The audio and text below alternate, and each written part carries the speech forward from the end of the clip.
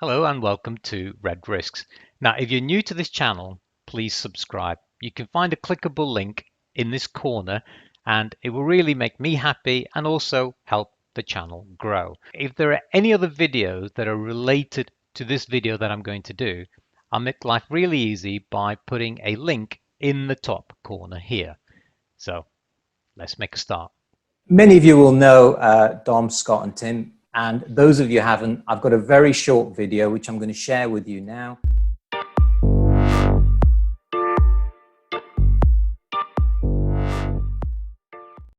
Tim is recognized as a world authority on the subject of behavioral safety, safety leadership and organizational culture. Tim's also worked with the European Space Agency, BBC, Sky TV and the National Theatre. He's also chaired dozens of conferences on safety, health and well-being in Europe and around the world. Tim gave the closing keynote address at the Campbell Institute's inaugural International Thought Leaders Conference in 2014. Scott is an alumni distinguished professor, pioneer of behavior-based safety, and he's a professor of psychology at Virginia Tech and director of the Center for Applied Behavior Systems. He's a founder of the idea of actively caring for people, or AC4P. I actually found out that he's actually a Google Scholar, over 20 papers with over 100 citations. Many of you will know Dom. Previously, Dom was a professor at Indiana University, Bloomington. He's a leading authority in behavioral science and safety culture. He's a chartered psychologist, a chartered fellow of IOSH, and also a member of the American Society of Safety Professionals. Now, Dom's worked a lot in industry with major companies like ExxonMobil, Eli Lilly, Foster Wheeler, and he's achieved world-class safety results for them all. He's an award-winning author, has written several books on behavioral safety culture change and safety leadership.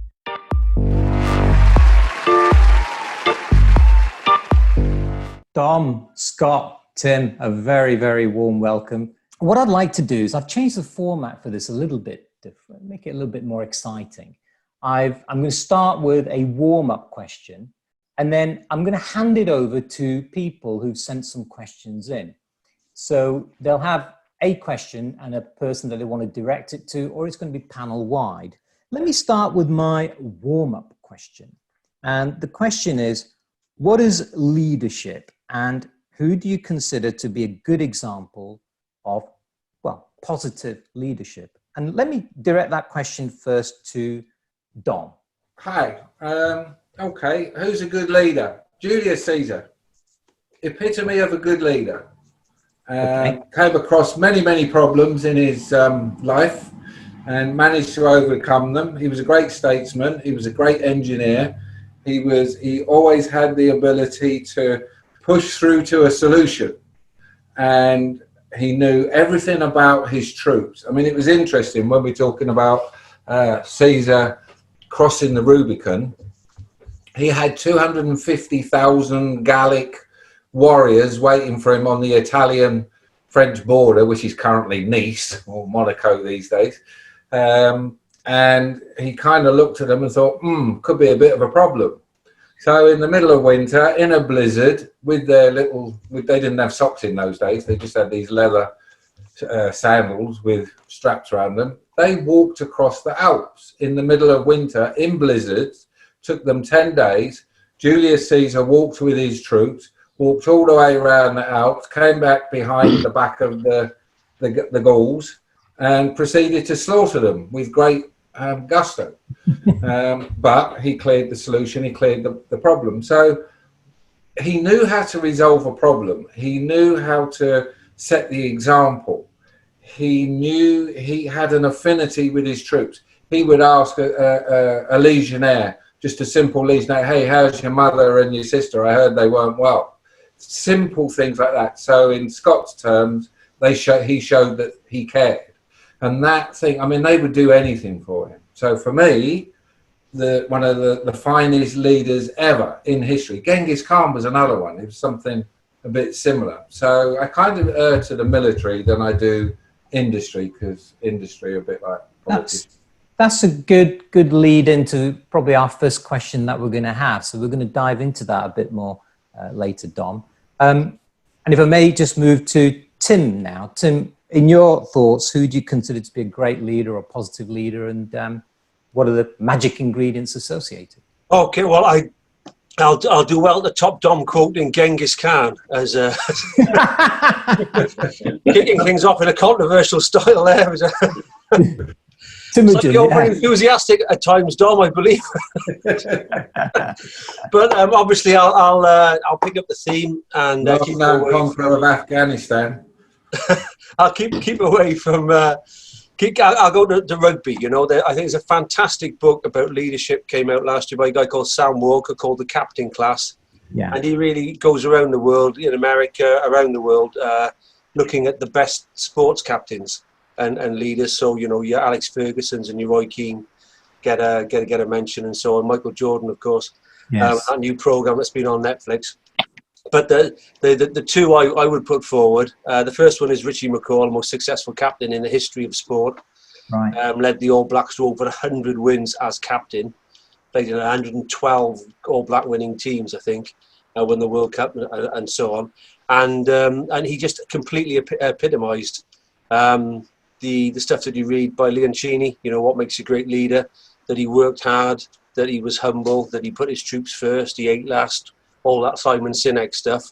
And then he always did what needed doing, and he was very good at spotting what that was. So one of the things that he did was to say, look, if the referee's weak, I'll get on him. If I need to, if we're getting beaten up a bit, I'll start a fight.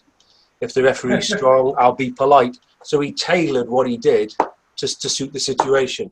But of course, with Mal sitting screen there, obviously Sam Warburton, the Welsh flanker, is the greatest captain in the history of sport, without a question. Even Richie McCaw wouldn't even have got in the team if Sam was an All Black. Okay. I disagree with that. For very similar reasons. I mean, and Scott, your thoughts, please. Well, I think leadership is different than management. We need both. Managers hold us accountable. Leaders inspire us to be self-motivated or self-accountable. Leaders are honest.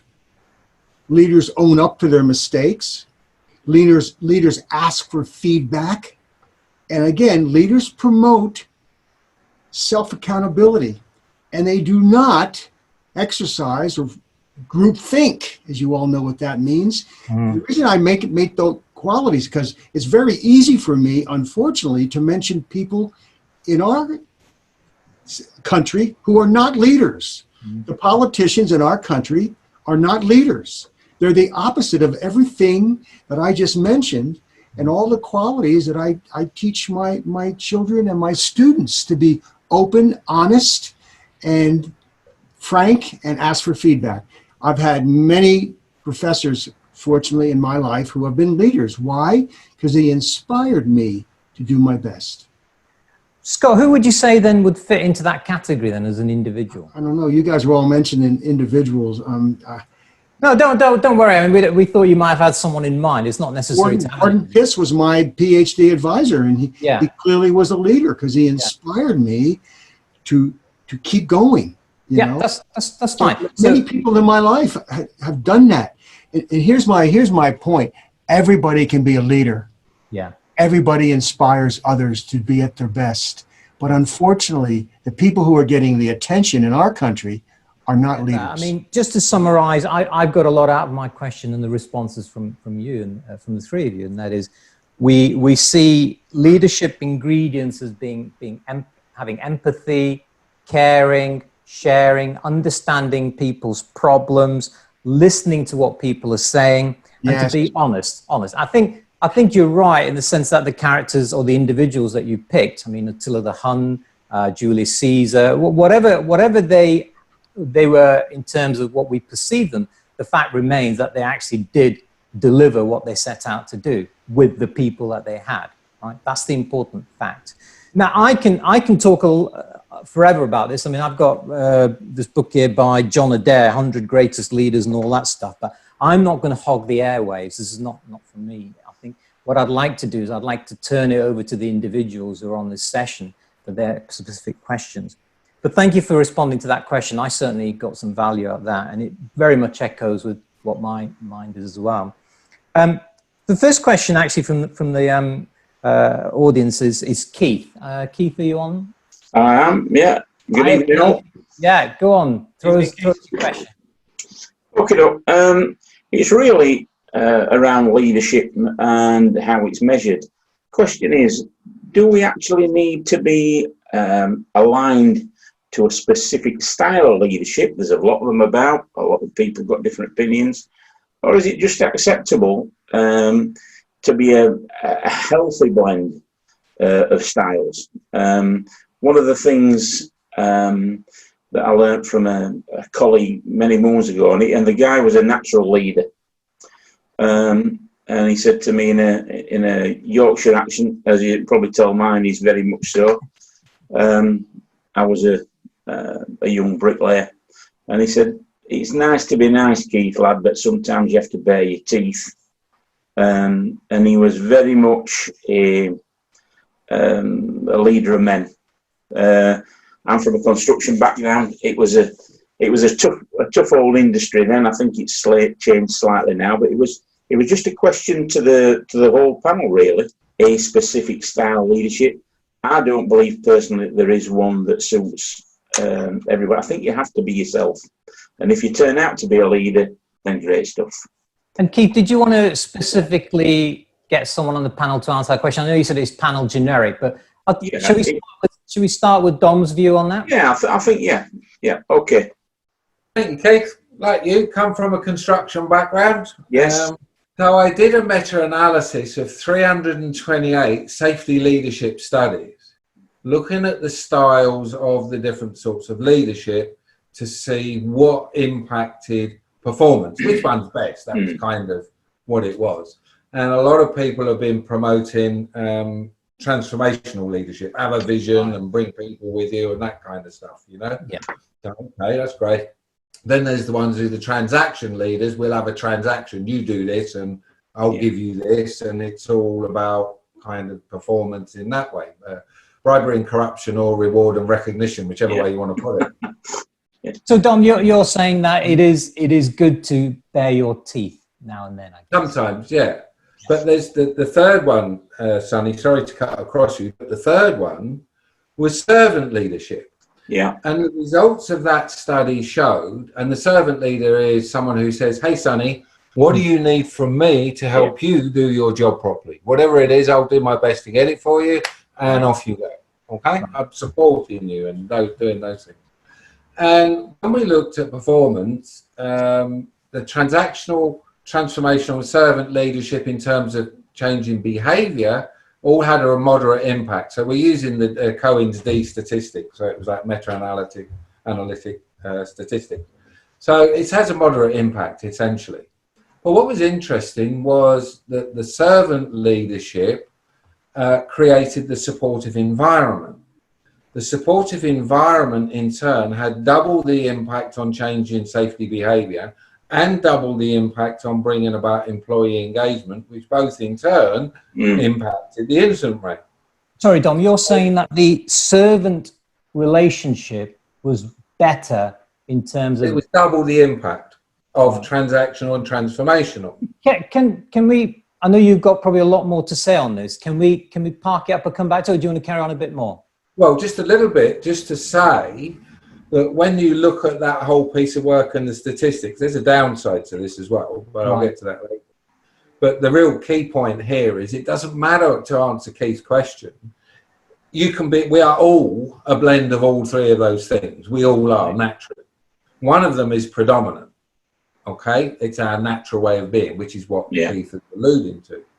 But the key to improving performance as a leader is to create that supportive environment, whether you're transactional, transformational, or a servant leader. It makes no difference. Provided you create that supportive environment and you support your people, give them the resources and whatever they need, that's the key to unlocking the behavior change and the employee engagement and performance per se.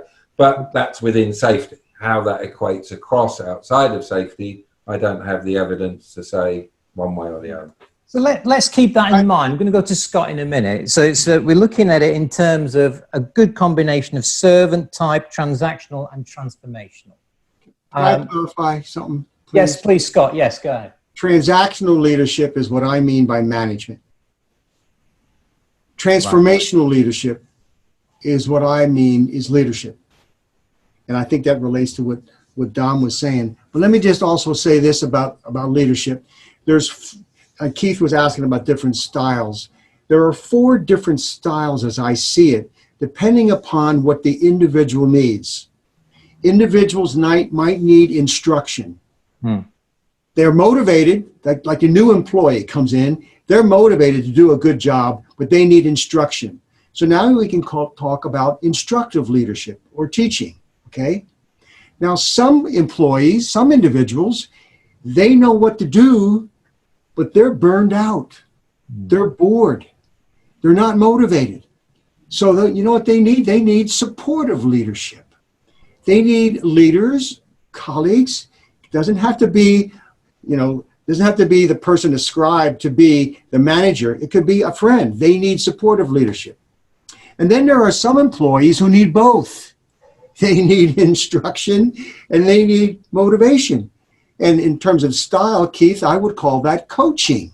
They need coaching. They need both instruction and they need motivation. And there's one more person. What about the person who's already motivated and they already know what to do? What do they need? They need delegation. They need to be put in a leadership position. Okay, so instructions-based, supportive, combination of the two, which is coaching and delegation. Yes. Yeah. Okay. Tim, your thoughts? Obviously I agree with Scott. You desperately need to be flexible and to tailor. But I think, in terms of what makes a good leader, we all know what the fundamentals are. The fundamentals are that you have to be authentic, and you have to have integrity. And so that means being consistent, fair, transparent, et cetera, whether you do that whilst terrifying everybody because of your natural your natural personality, or whether you're much more consensual. But if you got the basics right, and in terms of your day-to-day behaviors, I mean, I agree with Dom. It's talking to people. So I read a thing in a book just today, Mindset, I think it was called, the Dweck book, and she says the best leader she ever worked for just asked why all the time. The famous curious why question. When things have gone wrong or when you don't understand something, just ask it curiously, not aggressively. Or moving through to the safety differently crowd, where they say, I want you to make me lots of money without hurting yourself. There's a conundrum there, possibly. What are we going to do about it? What do you need from me? Let's just sit down and discuss it. I'm not going to say, let's do this safely, but by Friday, because I know you'll cut corners and get it done as safely as you can by Friday. I'm going to say, I want you to do it safely and by Friday. If there's an issue with that, we need to sit around a table and thrash this through. And then the basic transformational stuff, I couldn't agree with more. Coaching and praising are about 20 times as effective in changing behavior as telling and criticizing. And communicating well, of course. And then always remembering that you're leading by example all day, every day, whether you want to be or not. So it's probably best to do it well. And can I cut in there? That leading by example piece, I think, is the key. And if you look at the process safety disasters, going back to the 1970s, there's 4 aspects of that brings down leadership regardless of style, Keith. Okay? Yeah. And that would be, do you know your safety management system and safety policies? Do you know what your responsibilities are as a leader and your obligations? Do you know? Do you know how much authority you have for safety? So if you go back to Piper Alpha, if you remember the Piper Alpha, the thing's burning and they're ringing the beat saying, can we put this fire out, please? Yeah, do you remember? Yeah. And then what you also find out is leaders don't know what they're accountable for. So if you take those 4 things and then do that with all the other leadership stuff about visibly demonstrating your leadership and leading by example, helping change people's behavior and so on, that gives you a nice little matrix so you can kind of in a way overcome the style and focus on what you want the leaders to be doing. But to be able to be doing, they've got to be knowing. And I think what we see, certainly in the process safety disaster world, is there's an awful lot of leaders, managers, supervisors, whatever you want to call them, charge hands even, who have not got a clue about safety at all. Sorry, Dom. Keith, I think you've got a selection of responses there, but correct me if I'm wrong. I think have you found what you wanted in that question and the response? Yeah, it was, to me, it confirms my own thoughts on leadership, but mainly because what you have out there, there's a plethora of different people with different ideas about what leadership should be. I think sometimes people get hooked up on, I should be this type of leader or whatever. It's really what works for you, what you do naturally. There's this process that leaders aren't born, they can be generated. I don't believe that at all. You've either got it or you haven't. You can enhance it, you can't give it. If that might be controversial, I don't know. Yeah, so this is I was going to say, Sonny, maybe an ex-military man, along with Dom and Tony there.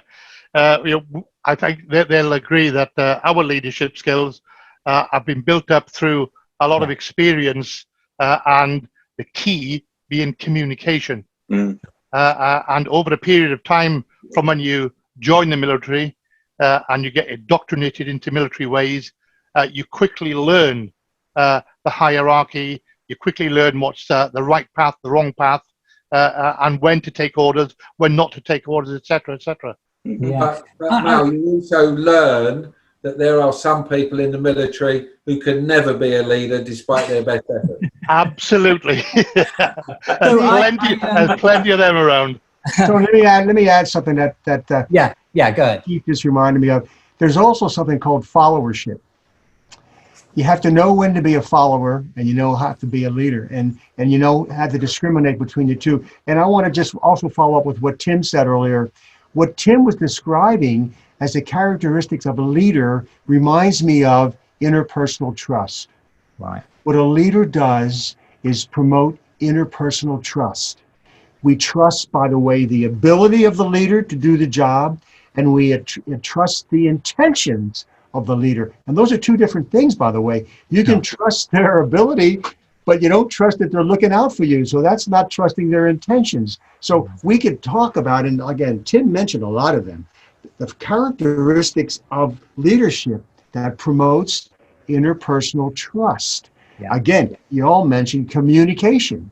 Tim mentioned be consistent. Consistency certainly promotes trust, interpersonal trust. And there's a bunch of other words we could talk about. No, I think some good conversations. I mean, this question is quite old, isn't it? People have asked many times: are they born? Are they made? What can we do? How can we change, etc. And I think there's a lot of great responses there. And your question originally, Keith, was: is it acceptable to have a healthy blend of styles? And is there a specific alignment to a leader? The response, I guess, is it's a combination of many things, isn't it? Yeah. So I think it echoes what you're saying, Keith, there, that sometimes you just... Those leaders probably went on an MBA and had the humanity kicked out of them. Yeah. One thing that we haven't talked Very about nicely too put, much. Tony. XRE, being an ex-Royal Engineer, the humility. You could be leading a team of people, but you may not be the smartest one in that team. You may not be the expert in that team. So it's most important to be a leader, but a humble leader. You know, surround yourself with good people and let them do what they're good at. Don't tell them how to do it. Discuss with them how they're going to do it. See if it fits in the plan, and if we can sort it. But humility, along with integrity, I think is a very major points that we really need to learn these days. We need to stop the bloodline creatures, the MBAs, and get back to basics safety. Sorry, if I could... Oh, sorry. Sorry, I was going to say, and that is manage, not micromanage, Tony. Yeah, but Tony's talking about the creme de la creme. He's talking about dealing with people who are the creme de la creme. Compared to follow the line of bodies through the minefield. School. Could I throw a thought out here from the peanut gallery? Is that okay? Yeah, go ahead, Bill. Go ahead. Yeah, go on, Bill. I kind of think that we like to, as humans, assume that leadership is something inherent in some people, that you're born with it, that it's magic, because that excuses us from having to learn it and study it and measure it. And so I'm cautious about that, because I also come from a military background and a fire service background. And I know that you can train people in these things and mentor them, but it's a long and painful process, because the process has to be individualized to each person. Okay. I got to support. Can I support what Bill said? You're absolutely right, man. There's no such thing as born to be a leader. I mean, really, as a psychologist, I know it's not. We study nature versus nurture, and leaders learn. Yeah, leadership is nurtured, and we can nurture people to be better leaders. Well, that's good news then, Scott. In other words, you don't have to be born into the clan. You can nurture those skills as you develop. Right. But can I talk about the measurement piece that Bill raised? Because I think that's really interesting. And I think a lot of debate about leadership is about, I've seen stuff this morning, the 7 behaviors of a leader, and I look at them, not one of them's a behavior, they're all traits. And we've been testing this. When Tim and I were at UMIS, there was this question of management commitment to safety, and did it make a difference? And in the mid-90s, we switched the question. We said, well, who cares? What manager is going to say they don't care about safety? They're not. We said, what difference does it make? Yeah. And we started measuring leadership behavior in terms of how they supported safety in those days when we were doing the BBS implementations, and then we kind of widened it out. How do you support safety in your organization or entity?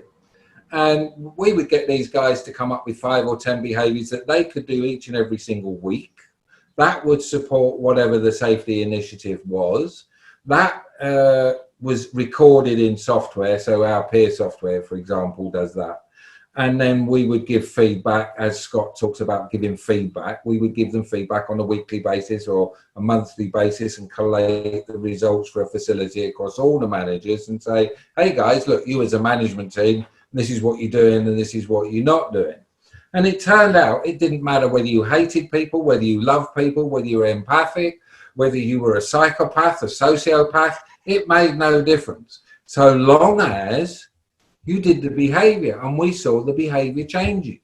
So we come back again, you talk about behavior and safety behavior in all of these different companies. Hi, Jeanette. You've got all of these people. They're all different personalities. They've all got different takes on life. We don't care. What we want, what we pay them to do is come to work and engage in certain behavior. And leadership is no more and no less than that. The issue is, how are you defining those behaviors? We ask leadership to define it themselves. But it's been highly successful. In the Middle East project in Qatar, we ended up with 2.3 million observations of behavior and something like, I don't know, a couple of 100,000 leadership behaviors. And when we did multiple regression with one on the other, we were able to work out that the leadership behaviors had impacted on the guy's safety behavior by as much as 86%. It was fantastic. But you can... If I may, sorry to cut across you, if I may, because you've actually set this up in a nice way for the question that Jeanette has. So Jeanette, can I impose on you to present that one? Yes. Hello, everyone. Janet from Poland. I have so many questions. I know you have. But I just want to tell you that I'm not coming from military background. But I'm coming from medical background. I'm a medical doctor.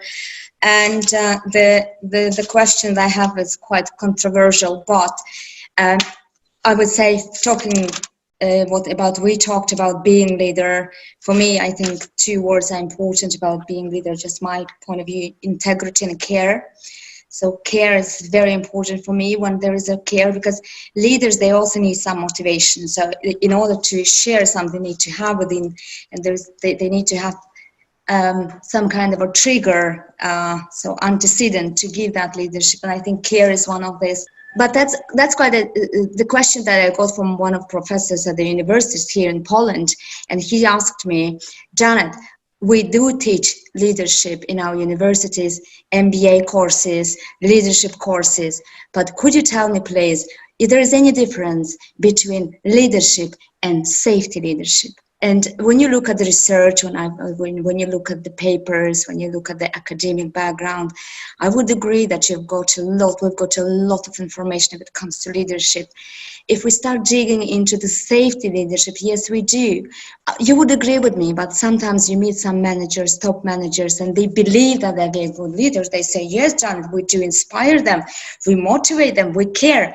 But when you look from the perspective of safety and caring for people, it's not kind of on the top of their values.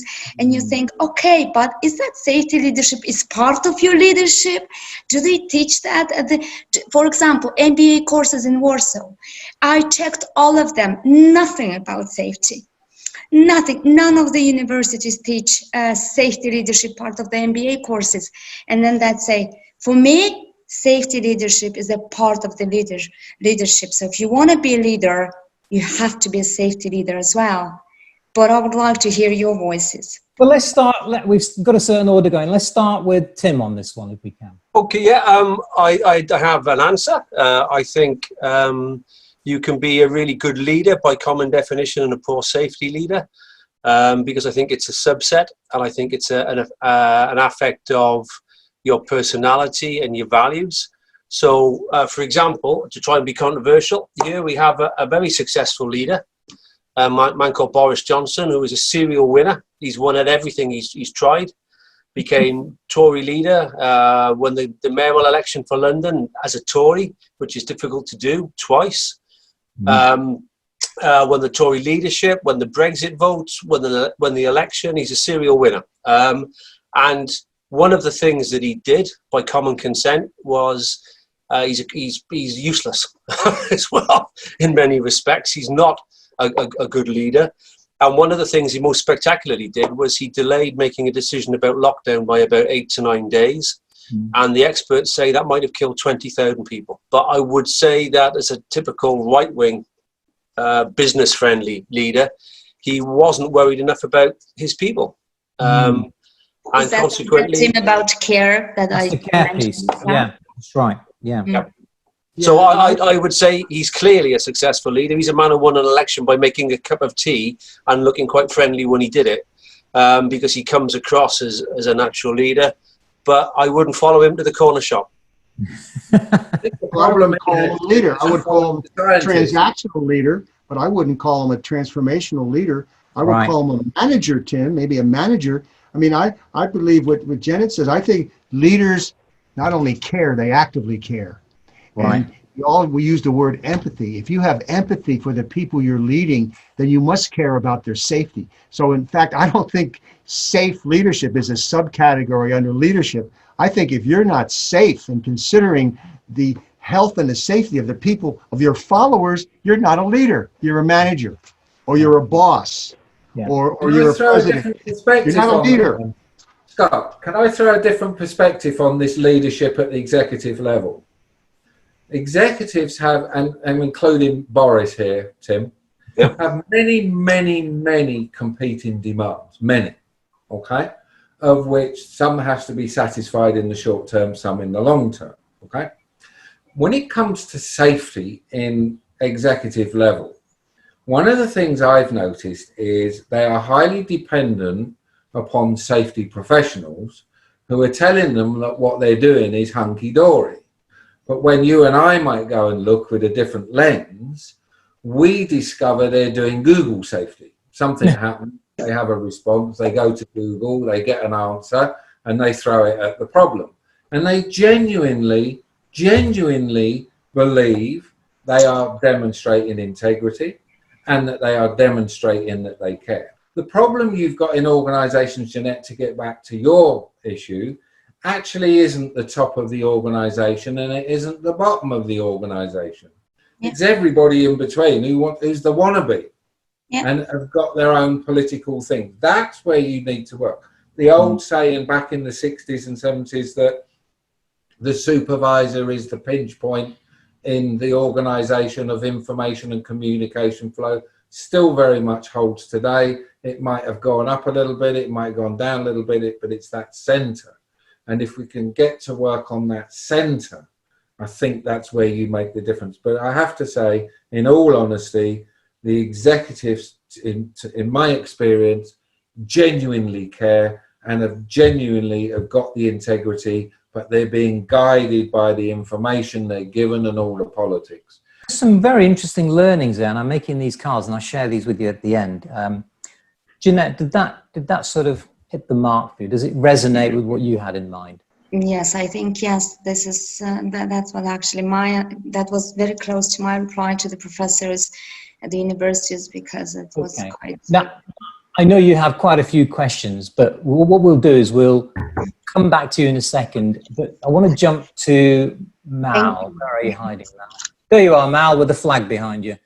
Mal, you have a question as well, don't you? One of the things now that I think, and it's an element of safety that I think has always been on the back burner, but it's seldom practiced, particularly in smaller enterprises, and that is BCP, Business Continuity Planning. So, I mean, I'll go straight to Tim with that, and then on to Dom, and ask him what sort of advice do you think that you would now give to professionals with regard to BCP? Oh, geez, that's a tough one, that, isn't it? It's but I mean, the basics still apply, Mal, don't they? You know, what's the worst that could go wrong? You know, and asking that of people who are likely to be on the front line. You know, what do we do? What will go wrong? What do we need to do about it? Yeah, what will work? Yeah, I think we're probably looking at now, because of the COVID, we've now got this domino effect where one business closes down, affects the next one, affects the next one.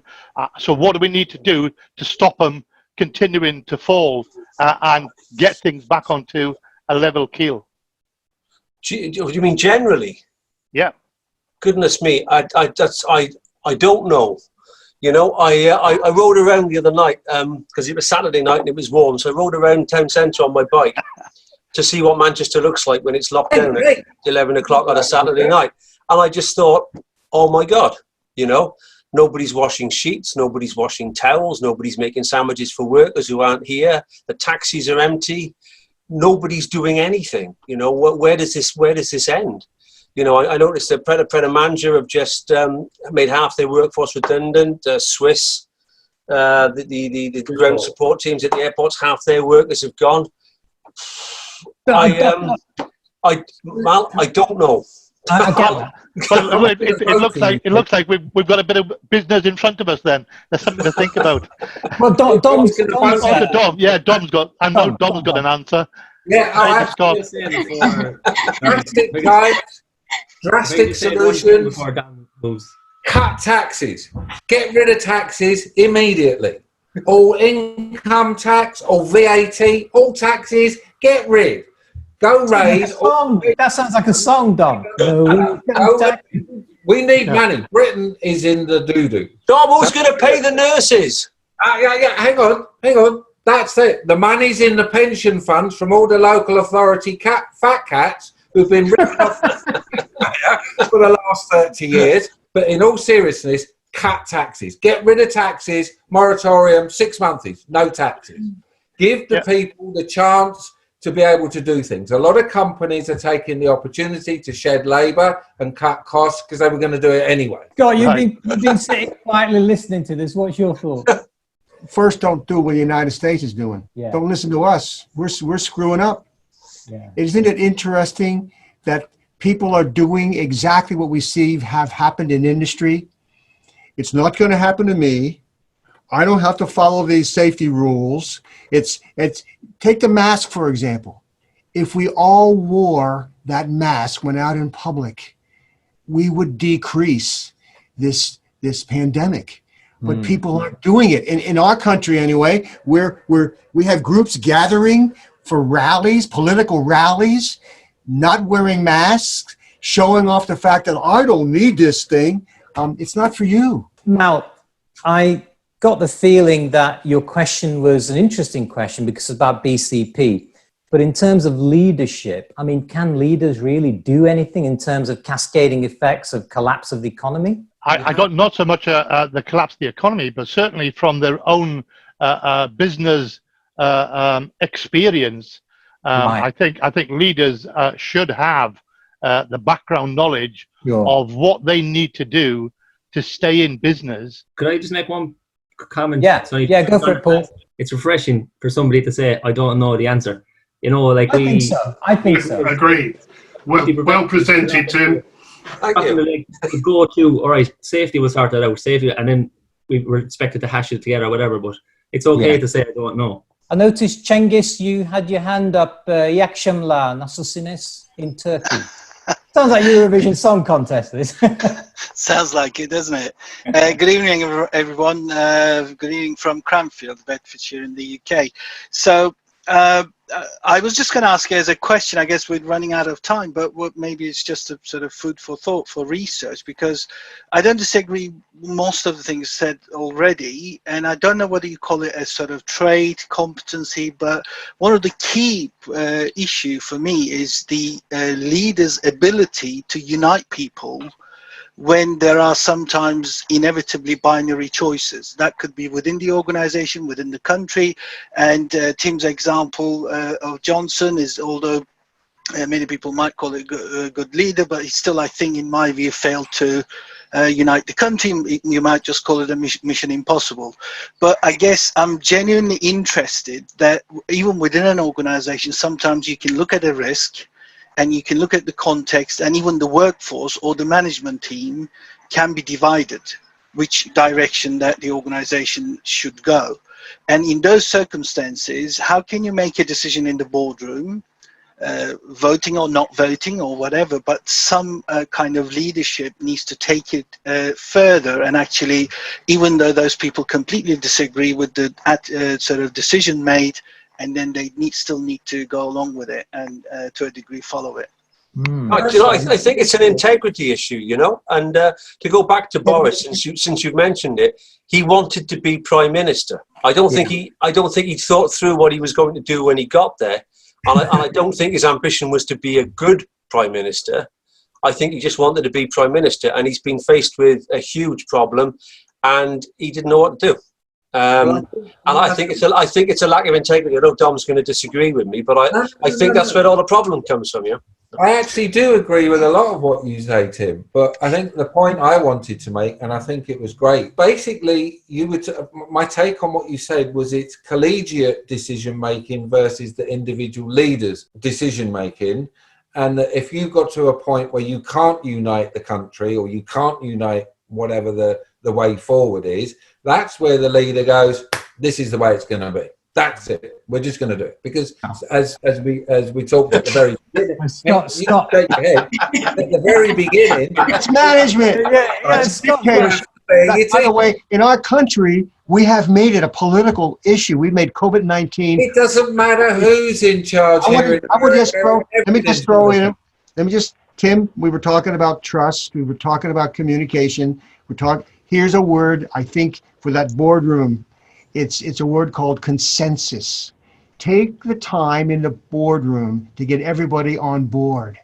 Don't vote minority opinion. Get everybody, put the cards on the table, face the brutal facts, and take time to get everybody to buy in to the point. But if you can't get there, and this is the point, Scott, since I've lived in America, I'm astonished with American politics. Absolutely astonished.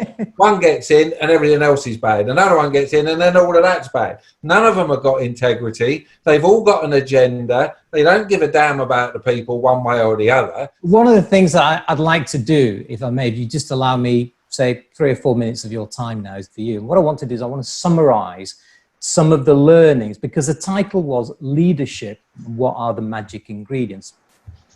So I've done a set of notes here, and I'm going to flash these cards at you, and it'll give you a summary of some of the conversations. There are no specific order. Let me summarize the sort of session today and give you some thoughts and feedback. So the first set of words, again, in no particular order, the double asterisk means that it was a big hitter with us all, is about humility and integrity. Integrity was a shiner. It was mentioned so many times by everybody. So magic ingredients, put that to the side. You've got two there. Now, the other words that were mentioned, and these are my words, these are your words and collective discussions, is empathy and supportive. 2 stars for supportive. Nearly everybody talked about supportive in there. The next one that we talked about is care and trust. And care was a shiner. It really came across in the discussions. Leadership, one of the magic ingredients should be that they care about their people. The one in blue here is a bit different, but have a look at this. And it was Scott that mentioned it. Honesty and consensus. Consensus, yes, we can talk about it all day. Honesty, we all agreed it's important for a leader to have that as a magic, as an ingredient for a good, strong leadership. And now someone mentioned the word is to unite us all. And pardon the pun, but my trump card. That's an oxymoronic thing to say when it comes to, but my trump card is to be human. Yeah. Those were my takings from this discussion about leadership and what are the magic ingredients. You've been very kind. You've allowed me 2 or 3 minutes there to chalk this up. But did I miss anything? Let's have a 2 or 3 minute quick sort of close up, wash up session. Is there anything else you want to add to the mix that wasn't mentioned in there? I want to add the fact that we could have a whole session on discipline. Wow, yeah. There's a lot of disagreement. The definition of discipline comes from the Latin word to teach. And so to what extent, when you think of discipline, are you thinking of punitive consequences? So that's, anyway, we can, I just mentioned that leaders know better. Leaders know better. That I think we hit the button with the ingredients there. We had some really good conversations, some solid conversations, and I thoroughly enjoyed it. I hope you did as well. Thank you so much for taking part.